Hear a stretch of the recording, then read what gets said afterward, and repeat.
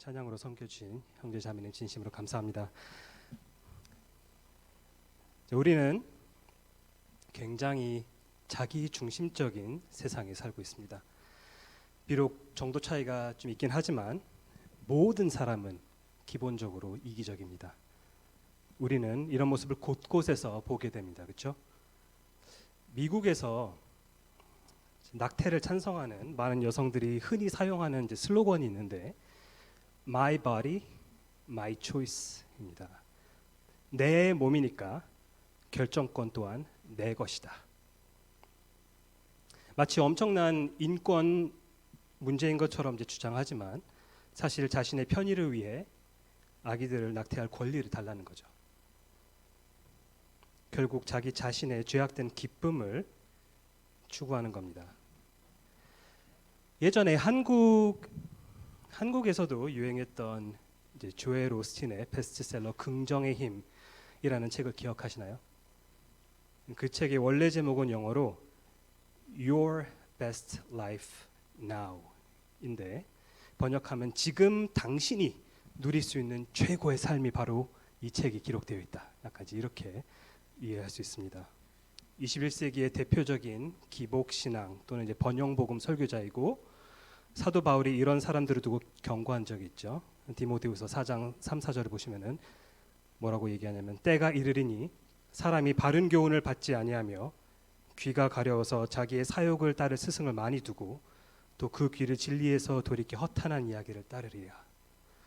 뭐 꼭 2000년 후에 태어나게 될 조엘 오스틴 같은 사람을 겨냥해서 얘기한 건 아니겠지만 그런 사람들을 포함한 모든 거짓 교사들을 두고 한 얘기입니다. 조엘 오스틴 같은 사람은 여러분 아무리 일반 서점이랑 기독교 서점에서 베스트셀러로 팔렸을지라도 그 사람이 가르치는 것은 진정한 복음이 아니라 거짓 복음이고 거짓 복음이기 때문에 그 사람을 우리는 거짓 교사라고 부릅니다. 그의 가르침의 핵심은 결국에는 너 자신을 기쁘게 하는 방법 이것이죠. 꼭 뭐 낙태나 뭐 그런 번영 복음이 아니더라도 우리 주변에 자기 자신의 기쁨을 최우선적으로 추구하는 사람들이 얼마나 많습니까? 하지만 하나님께서는 원래 세상을 이렇게 창조하지 않으셨죠. 창세기 1장에서 하나님께서는 그의 피조 세계에 대해서 뭐라고 반복해서 말씀하시죠? 보시기에 좋았더라. 모든 것은 그분의 기쁨을 위해 창조된 것입니다. 그런데 여기서 질문을 하나 하겠습니다. 그리스도인으로서 우리는 항상 그분을 기쁘시게 하기 위해 힘쓰고 있습니까?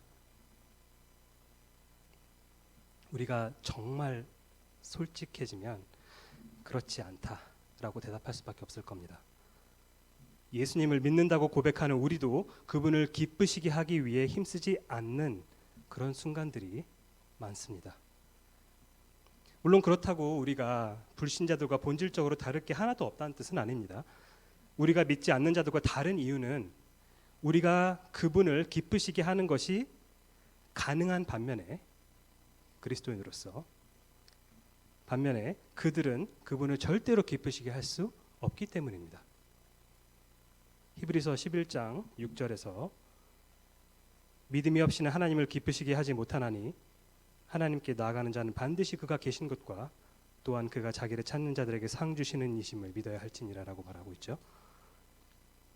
그렇기 때문에 믿음이 없는 불신자의 경우는 하나님을 결코 기쁘시게 할 수가 없고 반면에 그리스도인들은 믿음이 있기 때문에 기쁘시게 할 수 있습니다. 문제는 항상 그렇게 하지 않는다 이거죠.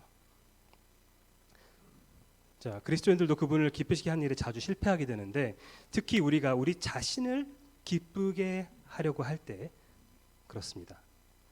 자, 아마 여기 계신 여러분 중 뭐 낙태나 번영 복음을 지지하는 사람은 없을 거라고 생각하지만 우리도 때로는 우리 배우자나 자녀들을 인내하지 못하는 경우들이 있지 않습니까?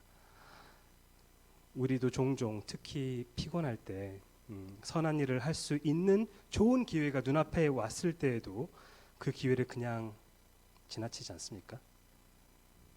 우리도 때로는 우리가 바라거나 기대했던 방향으로 일이 풀리지 않을 때 불만을 느끼거나 그 불만을 표현하지 않습니까? 바로 이러한 이유 때문에 우리가 창조된 그 궁극적인 목적, 곧 주님을 기쁘시게 해야 한다는 그 사실을 상기시킬 필요가 있는데 오늘 본문에서 바울이 바로 그 일을 하고 있습니다. 골로새서 1장 9절부터 12절 본문을 제가 읽도록 하겠습니다. 골로새서 1장 9절부터 12절 제가 낭독하도록 하겠습니다. 이로써 우리도 듣던 날부터 너희를 위하여 기도하기를 그치지 아니하고 구하노니 너희로 하여금 모든 신령한 지혜와 총명에 하나님의 뜻을 아는 것으로 채우게 하시고 주께 합당하게 행하여 범사에 기쁘시게 하고 모든 선한 일에 열매를 맺게 하시며 하나님을 아는 것에 자라게 하시고 그의 영광의 힘을 따라 모든 능력으로 능하게 하시며 모든 견딤과 오래 참음에 이르게 하시고 우리로 하여금 빛 가운데서 성도의 기업의 부분을 얻기에 합당하게 하신 아버지께 기쁨으로 감사하게 하시기를 원하노라. 자, 골로새 교회 성도들을 위한 바울의 이 기도를 비춰봤을 때 그리스도인들이 주 예수 그리스도를 기쁘시게 하기 위해 밟아야 할 단계가 크게 두 가지가 있습니다. 크게 두 단계로 나눠서 어떻게 하면 우리가 우리 주님을 기쁘시게 할 수 있을까를 한번 생각해 볼 건데, 첫째는 바로 하나님의 뜻을 알아야 한다는 것이고, 그 다음에 둘째로는 주께 합당하게 행해야 한다는 것입니다. 오늘 이 설교가 여러분이 이 두 단계를 지속적으로 밟아감으로써 주님을 점점 더 기쁘시게 하는 그런 삶을 살기 위한 충분한 동기부여를 했으면 좋겠습니다. 자, 지난번에도 말씀드렸지만 바울이 골로새서를 쓴 주된 이유는 뭐였죠?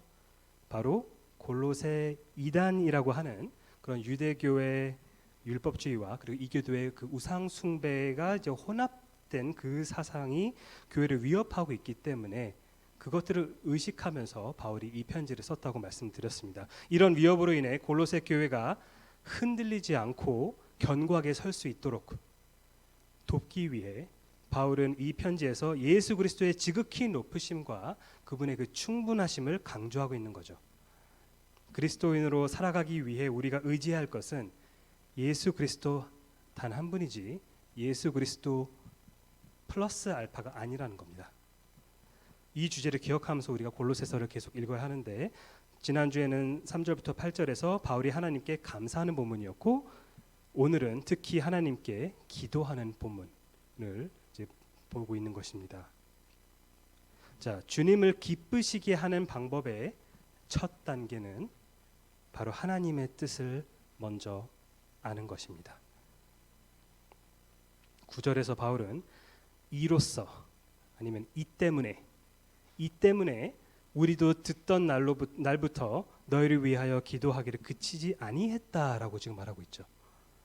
그러니까 바울은 이전 본문에서 이제 에바브라를 통해 전해 들은 그 모든 감사한 일을 토대로 기도를 지금 하고 있는데, 그 감사한 일이란 그리스도 안에 있는 그들의 믿음과 그리고 다른 성도들에 대한 그들의 사랑, 그리고 그것을 열매 맺고 있는 그 복음이죠. 그것을 생각하면서 이제 감사를 하고 있는 것인데, 하지만 바울은 그들에게 너희 정말 잘하고 있어, 그럼 수고하고 그렇게 편지를 끝내지 않습니다. 그렇죠? 바울은 그들이 그리스도인으로 살아가는 삶에 있어서 지금보다 더더욱 자라가길 원하고 있습니다. 왜죠? 왜 그들은 계속해서 영적으로 성장해야 하나요? 바울이 그들의 영적 성장을 바라는 이유 중 하나는 물론 그들이 골로새 이단 사상에 속지 않도록 그들의 믿음을 견고하게 세우기 위함이죠. 아까도 말씀드렸다시피 신자가 영적으로 점점 자라갈수록 그는 거짓 가르침으로부터 자신을 지키는 능력도 함께 자라갑니다. 여러분. 그런데 영적 성장이 필요한 또 다른 이유는 우리가 주님을 기쁘시게 하는 일에 있어서 항상 발전할 여지가 있기 때문입니다. 그래서 바울이 골로새 성도들을 위해 구체적으로 무엇을 기도하고 있습니까? 너희로 하여금 모든 신령한 지혜와 총명에 하나님의 뜻을 아는 것으로 채우게 해달라고 지금 구하고 있죠. 여기서 채움이라는 개념은 뭔가 온전함, 아니면 뭔가 만족감이라는 그런 단어와 그런 개념과 관련이 있습니다. 우리는 본능적으로 뭔가 비어 있거나 결핍되어 있을 때 어떻게 하죠? 그것을 채우고 싶어 합니다. 여러분의 차에 기름이 다 떨어져 갈 때를 한번 떠올려 보십시오. 그때 뭘 합니까? 주유소에 가서 기름을 넣죠. 그리고 기름을 가득 채우면 어떤 기분이 드시나요? 온전함과 만족감을 느끼게 됩니다. 저만 그런 거 아니죠? 자, 바울은 골로새 성도들이 하나님의 뜻을 아는 지식으로 채워지길 바랬습니다. 다시 말해 그들이 하나님의 뜻을 더욱더 알기를 원했던 거죠. 그렇다면 이 문맥에서 하나님의 뜻이란 무엇일까요? 하나님의 뜻이라는 것은 굉장히 사실은 포괄적인 개념일 수가 있거든요. 그럼 이 문맥을 우리가 생각해 봐야 합니다. 이 문맥에서 하나님의 뜻, 바울이 말하는 하나님의 뜻이란 무엇을 의미하는 걸까요? 바로 복음을 통해 이루시고자 하는 그분의 목표입니다. 복음을 통해 이루고자 하는 목표. 지난번에 봤던 그 감사 본문에서 바울은 반복적으로 열매를 맺는 복음을 강조했습니다. 그렇죠? 복음은 단지 구원을 받은 그 첫 순간, 곧 회심의 열매뿐만 아니라 그 이후에도 지속적으로 이어지는 그 과정에 있어서의 열매들을 맺는다고 말씀을 드렸습니다. 그것이 바로 여기서 바울이 말하는 하나님의 뜻입니다. 로마서 12장 2절에서는 또 이렇게 말하죠.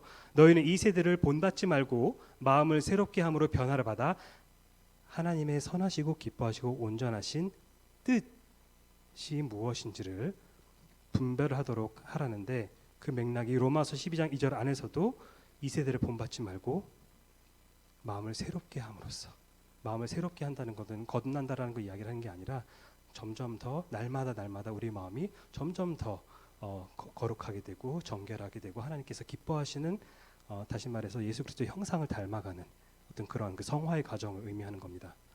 그리고 데살로니가전서 4장 3절에서도 비슷하게 이야기를 하는데, 하나님의 뜻은 이것이니 뭐다?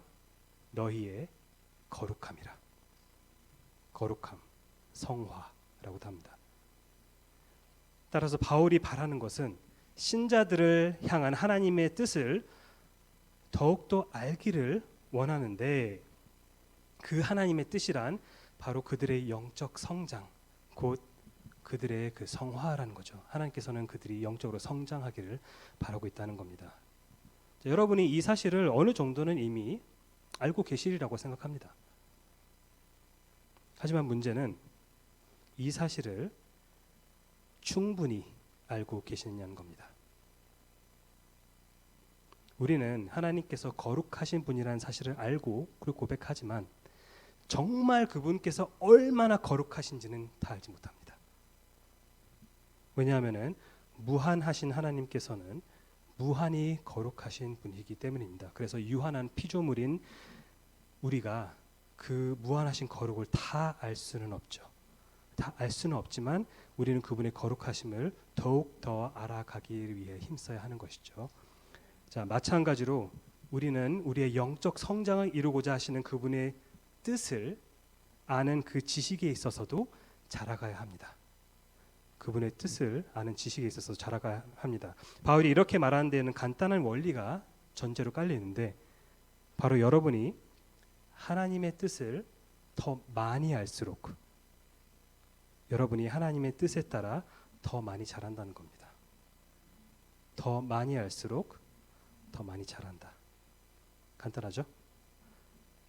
자, 그런데 우리가 어떻게 하나님의 뜻에 대한 지식이 채워진다는 거죠? 어떻게? 본문을 보면은 모든 신령한 지혜와 총명으로 채워진다라고 말하고 있습니다.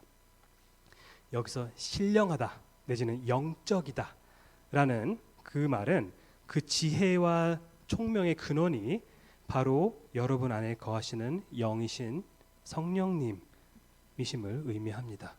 성령님께서 바로 그 지혜와 총명의 근원이 되시는 분이다라는 것을 시사하고 있습니다. 만약 여러분이 진정한 그리스도인이라면 그러면 성령께서 여러분 안에 이미 계십니다. 그리고 한 번 계시고 막 우리가 뭐 불순종하면은 막 도망가시다가 나중에 다시 한번 우리가 좀 순종하면 다시 돌아오시고 그런 게 아니라 계속 우리 안에 내주하십니다. 그리고 그분으로부터 공급받는 그 지혜와 총명은 우리로 하여금 하나님의 뜻을 아는 지식으로 채워지도록 한다는 겁니다. 자, 이게 첫 번째 단계고, 이제 주님을 기쁘시게 하는 방법의 두 번째 단계로 한번 넘어가 보겠습니다. 자, 바울은 우리가 더 많이 할수록 더 많이 잘한다고 지금 말하고 있는데, 이 영적 성장이 그러면 어떻게 실제로 실현이 될까요? 어떻게 그게 실제로 우리 가운데서 실현이 될까요? 바울은 이렇게 말합니다. 주께 합당하게 행하여. 개역개정에서는 이제 9절과 10절 사이의 연관성이 약간 이제 모호하게 되어 있는데, 이제 원어상으로는 이제 9절에 그 하나님의 뜻을 아는 것이 10절에서 주께 합당하도록 행하도록 만든다고 이야기를 하고 있습니다. 그러니까 9절에서 하나님의 뜻을 그 아는 것, 제가 아까 첫 단계라고 이야기를 했던 것이 그것을 토대로 우리가 이제 두 번째 단계인 우리가 합당하게 행할 수 있는 삶을 살 수 있게 된다라고 이제 말하고 있는데, 자, 그래서 하나님의 뜻을 알므로써 9절 주께 합당하게 행하라. 10절. 그래서 지식에서 행위로 넘어가는 거죠. 자, 주께 합당하도록 행하라. 여기서 주는 구체적으로 누구를 가리키죠? 예수님을 가리킵니다. 이제 바울 서신 앞에 인사말부터 잘 보면은 하나님 아버지와 주 예수 그리스도를 약간 이제 구분해서 표현할 때 이제 주라는 호칭을 주로 예수 그리스도 성자 하나님에 대해 이야기를 할 때 사용하고, 그리고 하나님에 대해서는 이제 하나님 내지는 이제 하나님 아버지라고 이제 표현을 합니다. 바울이 여태까지 계속 이제 주라고 이렇게 하면서 예수님을 가르쳐 왔는데, 근데 이 주께 합당하게 행한다는 것은 그럼 무슨 뜻일까요? 주께 합당하게 행하라. 헬라어로 이제 합당하다라는 말의 기본 의미는 일치하다, 아니면 이제 적합하다라는 뜻입니다. 따라서 우리가 주께 합당하게 행한다는 것은 주께서 행하신 것과 일치하게 우리도 행하는 것. 주께서 행하신 것처럼 우리도 따라 행하는 것을 의미합니다. 그래서 바울이 하나의 예를 골로새서 3장 13절에서 보여주는데, 3장 13절을 보시면 바울이 이런 얘기를 합니다. 주께서 너희를 용서하신 것 같이 너희도 그리하라. 이게 주께 합당한 삶을 사는 모습의 일례입니다. 일례. 자, 더 나아가 주께 합당하게 행하기 위해 하나님의 뜻을 아는 것의 그 궁극적인 목적을 바울이 잠깐 언급하는데, 오늘 본문에서 나오듯이 바로 그분을 범사에 기쁘시게 하는 것입니다. 오늘 설교 제목과도 관련되어 있죠. 이와 유사하게 디모데후서 2장 3, 4절을 보시면은 바울이 이렇게 말합니다. 너는 그리스도 예수의 좋은 병사로 나와 함께 고난을 받으라. 병사로 복무하는 자는 자기 생활에 얽매이는 자가 하나도 없나니 이는 병사로 모집한 자를 기쁘게 하려 함이라. 병사로 모집한 내 상관을 기쁘게 하려 함이라. 형제자매 여러분, 이것이 우리가 존재하는 목적 아닙니까? 이것이 바로 우리가 사는 이유 아닙니까? 우리는 그리스도인으로서 지극히 높으시고 충분하신 그리스도를 기쁘시게 해야 할 의무가 있습니다. 말이 쉽지 그걸 실천하는 거는 어려워. 맞습니다. 그래서 바울은 우리가 주께 합당하게 행할 수 있는 이제 네 가지 방법을 구체적으로 이제 가르쳐 주는데, 첫째는 뭐냐면 모든 선한 일에 열매를 맺음으로써 주께 합당하게 행해야 한다라고 말하고 있습니다. 모든 선한 일에 열매를 맺음으로써.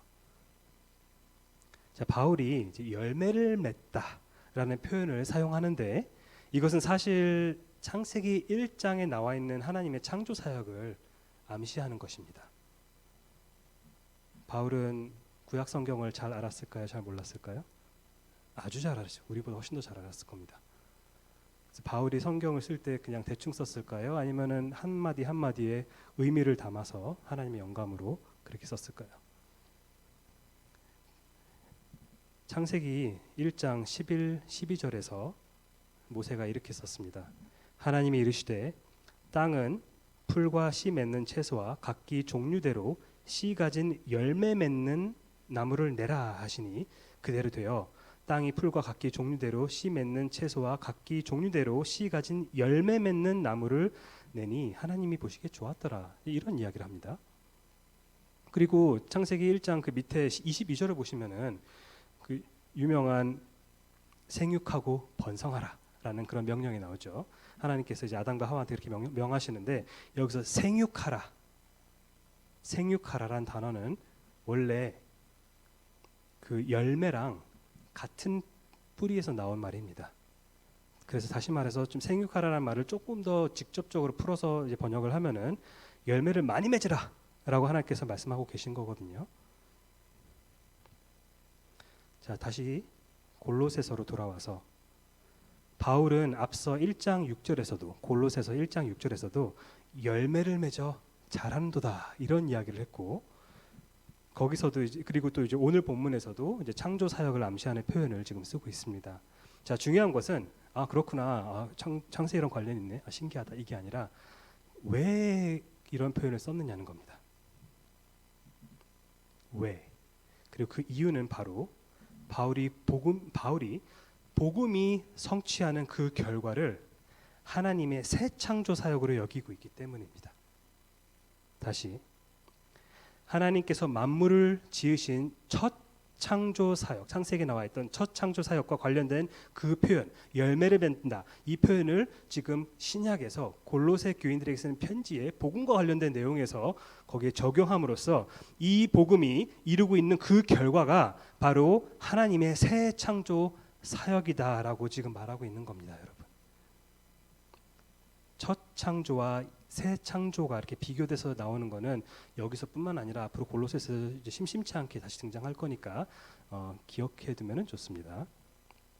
자, 바울은 골로새 성도들이 모든 선한 일에 열매를 맺기를 원한다고 지금 말하고 있죠. 물론 여기서 선한 일이라는 것은 이제 구원을 얻어내기 위한 어떤 그런 우리의 공로가 아니라 오직 은혜로 받은 구원의 자연스러운 그 결과, 그 열매를 이야기를 하는 거죠. 행위 구원을 말하는 것이 아닙니다. 종종 초신자들은 이제 에베소서 2장 8절 9절 말씀을 딱 읽고 나서 그걸 뭐라고 나와 있죠? 너희는 그 은혜에 의하여 믿음으로 말미암아 구원을 받았으니 이것은 너희에게서 난 것이 아니요 하나님의 선물이라. 행위에서 난 것이 아니니 이는 누구든지 자랑하지 못하게 함이라라는 그 부분까지 딱 읽고 행위라는 것은 무조건 안 좋은 거, 나쁜 거 이렇게 오해를 이제 하는 경우들이 있는데 사실 9절에서 그치지 말고 10절까지 읽어야죠. 그렇죠? 에베소서 2장 10절에 보면은 우리는 그가 만드신 바라 그리스도 예수께서 선한 일 내지는 선한 행위를 위하여 우리가 선한 행위를 할 수 있도록 하기 위하여 지으심을 받은 바니 자니 이 일은 하나님이 전에 예비하사 우리로 그 가운데서 행하게 하려 하심이라라고 이야기를 합니다. 종교개혁자 존 칼빈이라는 사람이 이런 말을 한 적이 있습니다. 의롭다 하심은 칭의를 얘기하는 겁니다. 의롭다 하심은 오직 믿음으로만 얻을 수 있는 거지만, 그렇죠? 이신칭의. 근데 의롭다 하심을 가져다 주는 그 믿음은 결코 홀로 존재하지 않는다. 오직 믿음으로만 다른 거 없이 우리가 의롭다 하심을 받지만 그 칭의를 가져다 주는 그 믿음은 홀로 서지 않는다. 혼자만 따로 이렇게 노는 것이 아니다라고 말하고 있는 겁니다. 왜냐하면 그 믿음은 언제나 선한 일을 열매 맺기 때문입니다. 정말로 믿고 구원을 받았으면은 그럼 이제 변화된 삶을 살 수밖에 없는 거기 때문에 그렇습니다. 따라서 신자들은 오직 은혜에 의해 오직 믿음으로 말미암아 받은 구원이라는 그 선물을 토대로 선한 일을 행해야 하는 겁니다. 그렇죠? 바울은 이것이 주님을 기쁘시게 하는 하나의 방법이라고 지금 말하고 있는 겁니다. 그런데 잘 보시면은 위대한 일을 하라고 하지 않았습니다. 위대한 일을 하라고 하지 않고 선한 일을 하라고 했습니다. 여러분은 예수님처럼 5천 명을 위한 식사를 준비하는 그런 위대한 업적을 이뤄내지 못하셔도 괜찮습니다. 하지만 만약 교회 성도님 중 한 분이 몸이 안 좋으실 때 섬기는 마음으로, 사랑의 마음으로 한 끼 정도 준비해서 가져다 드림으로써 그분을 향한 사랑을 표현하는 그런 선한 일은 할 수 있지 않을까요? 또 여러분은 과거에 뭐 조지 휘필드 같은 훌륭한 복음 전도자들이 그랬던 것처럼 꼭 뭐 수천 명, 수만 명의 그 군중에게 복음을 선포하고 다니지 못하더라도 괜찮습니다. 뭐 할 수 있다면 하십시오. 말리지 않습니다. 그런데 바울이 여기서 요구하는 것은 그런 위대한 일이 아닙니다. 만약 여러분의 어린 자녀나 아니면은 믿지 않는 지인들에게 개인적으로 복음을 전하는 그런 기회가 있다면은 그것도 선한 일이지 않습니까? 이런 작지만 선한 일들은 모든 것을 아시는 우리 주님께서 결코 간과하지 않으실 겁니다.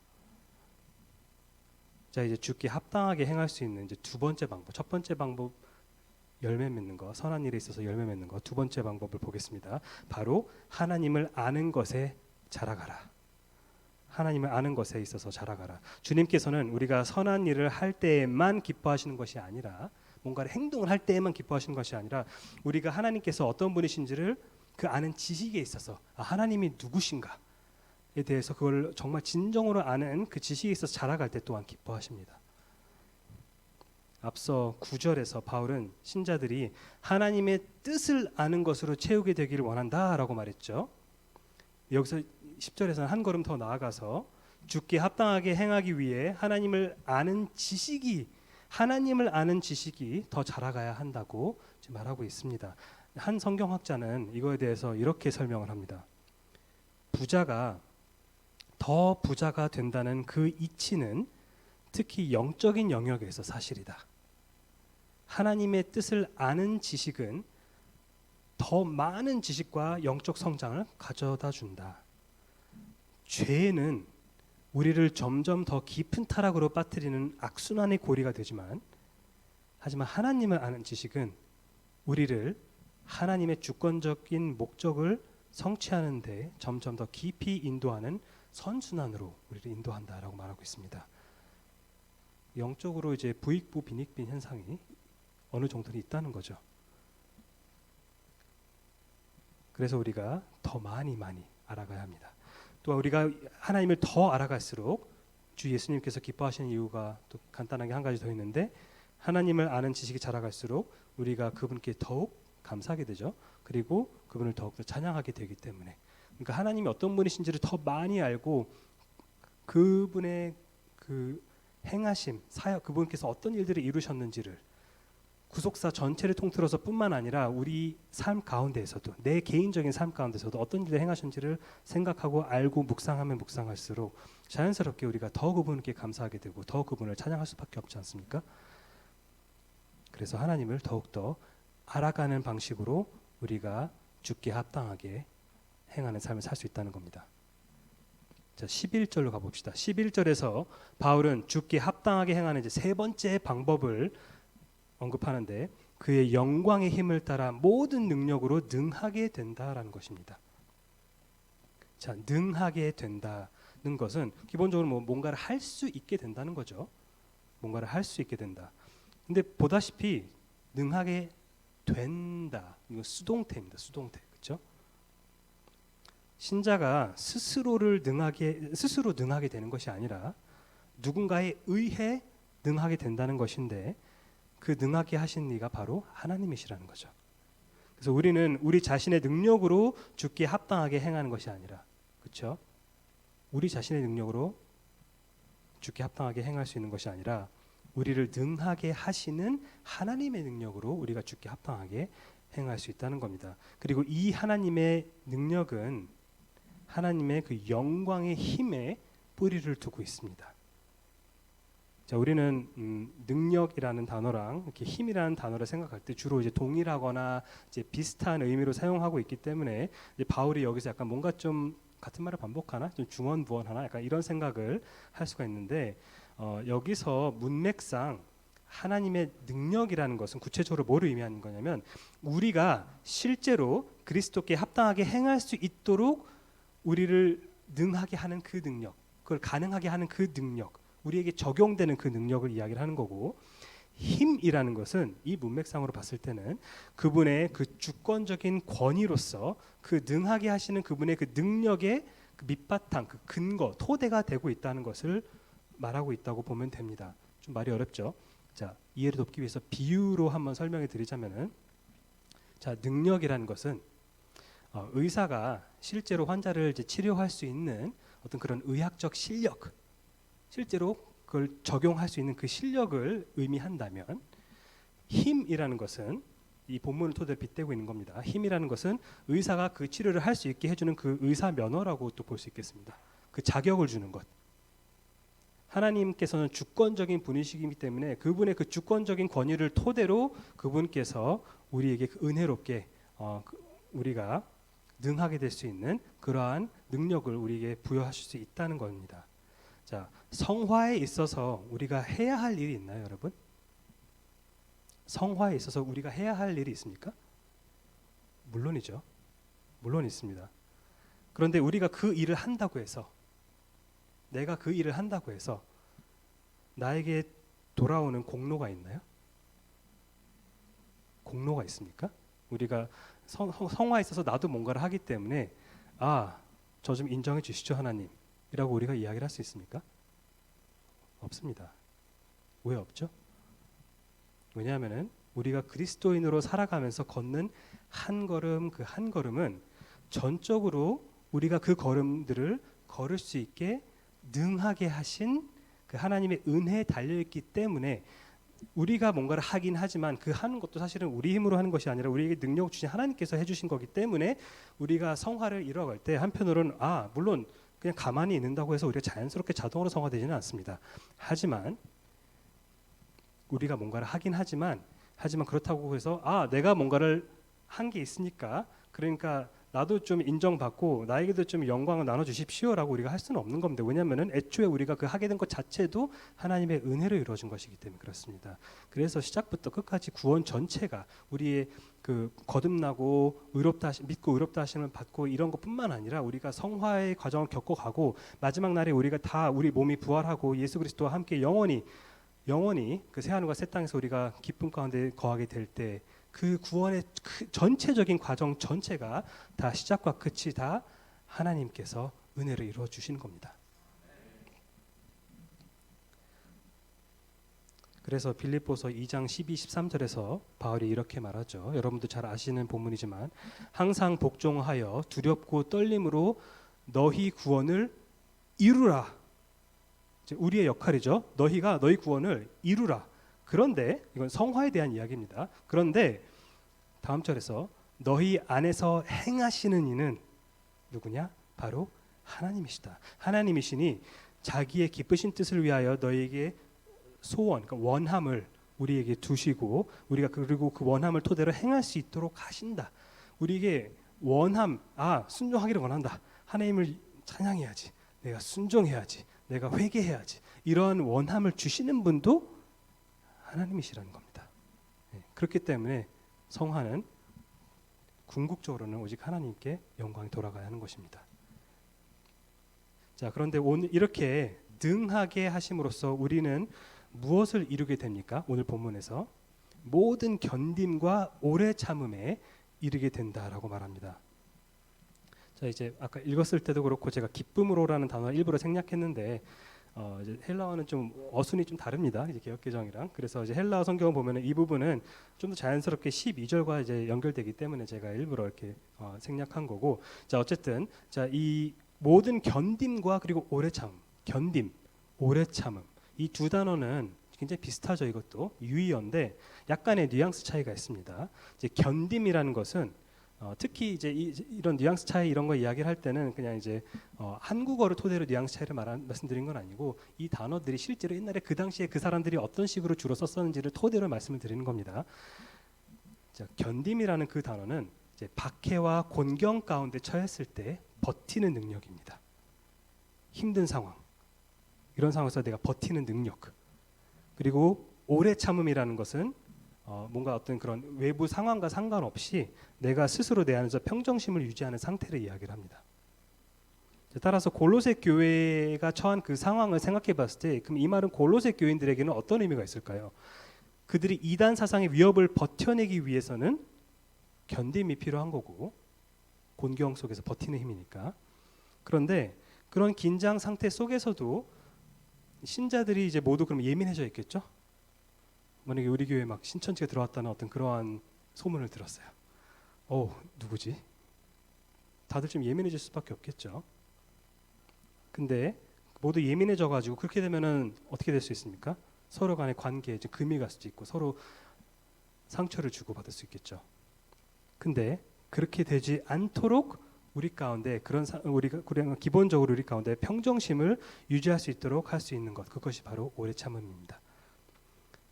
자, 하나님께서는 이 두 가지 측면 모두에 있어서 신자들을 능하게 하신다는 겁니다. 견딤과 오래 참음에 있어서. 그래서 우리도 마찬가지로 견딤과 오래 참음이 필요하지 않습니까, 여러분? 그리스도인으로서 우리는 언제나 교회 밖으로부터 오는 세상의 그 위협을 견딜 힘이 우리에게 필요합니다. 그 위협이 골로새 교회와 비슷하게 거짓 가르침이 되었든 아니면 외부의 박해든 간에 아니면 우리의 어떤 정욕을 자극하는 어떤 그런 세상적인 유혹이든 간에 또 교회 밖에서 침입해 들어오는 어떤 그런 거로부터 우리 자신을 지킬 그 견딤이 필요합니다. 하지만 동시에 우리는 교회 안에서 다른 신자들을 인내할 힘도 필요합니다. 왜냐하면은 우리 중에 그 누구도 완벽한 사람이 없기 때문이죠. 교회는 죄가 부재한 그런 낙원이 아닙니다, 여러분. 잘 아시죠? 다른 신자들이 때로는 우리의 인내심을 시험하기도 하고 우리도 역시 그들의 인내심을 시험하는 경우들이 많습니다. 그래서 바울이 골로새 3장에 보시면은 그러므로 너희는 긍휼과 자비와 겸손과 온유와 오래 참음을 옷 입고, 오래 참음 나오죠? 오래 참음을 옷 입고 누가 누구에게 불만이 있거든 서로 용납하여 피차 용서하라. 성도들 간의 그 관계, 피차 용서할 수 있고 서로 용납할 수 있는 것, 그것을 가능하게 하는 것이 뭐다? 오래 참음인데 그 오래 참음을 가능하게 하는 것이 누구다? 바로 하나님이라는 겁니다. 이렇게 하나님의 능력으로 우리가 능하게 되어 견딤과 오래 참음의 이름으로써 우리는 주께 합당하게 행하는 것입니다. 마지막으로 네 번째 방법이 있습니다. 주께 합당하게 행할 수 있는 네 가지 방법이 있다 말씀드렸는데 사도 바울이 언급하는, 근데 그 중에 네 번째 방법은 이제 12절에서 언급되는데 기쁨으로 아버지께 감사하는 것입니다. 우리가 감사하는 것. 바울은 이미 이전 본문에서 하나님께 감사드림으로써 이것을 몸소 본보기로 보여줬습니다. 그렇죠? 그리고 여기서는 이것 또한 예수 그리스도께 합당하게 하는 행할 수 있게 하는 하나의 방법이라고 이제 말하고 있는데, 자, 왜 하나님께 감사하는 것이 그리스도께 합당하게 행하게 살 수 있는 중요한 특징이 되는 걸까요? 이 감사하는 거랑 그리스도께 합당하게 행하는 거랑 어떤 연관성이 있습니까? 왜냐하면은 이것은 우리가 받은 모든 것이 우리의 노력으로 얻어낸 것이 아니라 하나님의 그 은혜로운 선물이라는 사실을 인정하는 것이기 때문에 그렇습니다. 저번에도 말씀드렸지만 감사하는 것은 그분의 은혜를 인정하는 행위입니다. 자, 물론 우리는 기본적으로 모든 것에 있어서 하나님께 감사해야 합니다. 그런데 여기서 바울은 특히 이제 두 가지를 주목하고 있는데, 하나는 12절에서 말하는 하나님의 그 합당하게 하시는 그 사역에 감사하라는 거고, 또 하나는 이제 13, 14절에 나오는 그분의 그 구원 사역인데, 오늘은 그 전자만 다루고 후자는 워낙 그 자체만으로도 이야기할 수 있는 것들이 많은 본문이기 때문에 다음에 말씀을 드리도록 하겠습니다. 자, 바울은 12절에서 우리로 하여금 빛 가운데서 성도의 기업의 부분을 얻기에 합당하게 하신 아버지께 감사하게 하시기를 원한다 라고 말하고 있는데, 자, 하나님께서 우리를 합당하게 하셨다. 합당하다라는 이야기를 아까 말씀드렸는데, 하나님께서 우리를 합당하게 하셨다라는 것은 기본적으로 뭘 내포하고 있습니까? 그 안에 우리가 원래는 합당하지 않았음을 시사합니다. 그렇죠? 우리가 이미 자체적으로 합당했으면 합당하게 하실 필요가 없죠. 근데 하나님께서 우리 합당하게 하셨다라는 것은 우리가 원래는 합당하지 않았다라는 것을 말하고 있습니다. 우리는 성도의 기업의 부분을 얻을 자격이 없었지만 하나님 아버지께서 은혜로 우리에게 자격을 주셨다라는 겁니다. 자, 그렇다면 우리가 나눠받을 이 유업이라는 게 뭘까요? 바로 그리스도께서 재림하실 때 성취될 종말론적인 약속들입니다.